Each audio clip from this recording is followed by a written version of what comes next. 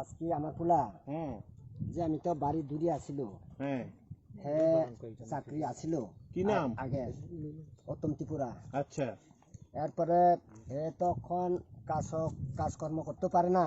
আচ্ছা এরপরে ঋণ আছে। হুম এরপরে কি কি জানি মানুষ তো সুদের থেকে আছে। হুম অন্তত হাতে কি দিশা হয়ে গেছে না কি হয়েছে।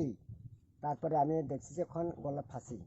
আচ্ছা আপনি ওনার বাবা হ্যাঁ আমি কি নাম আপনার আমার নাম হচ্ছে প্রসন্ন ত্রিপুরা। রসমণি ত্রিপুরা আপনার ছেলের নাম উত্তম ত্রিপুরা। বিবাহিত হুম বাচ্চা কাচ্চা আছে বাচ্চা একটা আর মেয়ে একটা। আচ্ছা একটা তো তো ওখানে যে তাই যে এই দুর্ঘটনাটা করছে তাই চারদিক থেকে ঋণগ্রস্ত হইয়া চারদিকে খুব দেনাদার হইয়া তারপরে হ্যাঁ হ্যাঁ টাকার যন্ত্রণায় তাই সংসার চালাতে পারেন না এই কারণে নি পারে না। আচ্ছা এর জন্য গলা ফাঁসি হয়ে গেছে।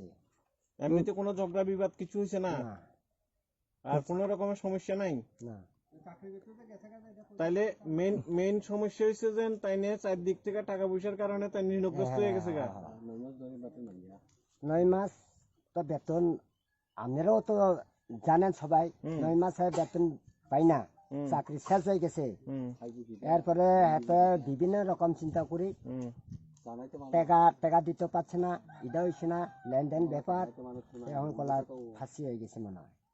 আচ্ছা আপনার কাছে কি মনে হয় যে তাহলে এই টাকার কারণে কোনো রকমের ঝগড়া বিবাদ কিংবা স্ত্রীর সাথে বা বাড়িতে কোনো রকমের অন্য এলাকার কারোর সাথে ঝগড়া নেই না আচ্ছা তাহলে টাকার ঋণের দায়েই এমন হয়েছে হ্যাঁ স্যার মানে চাকরি গেছে গা প্লাস ঋণের দায় এই দুইটাই তো ঠিক আছে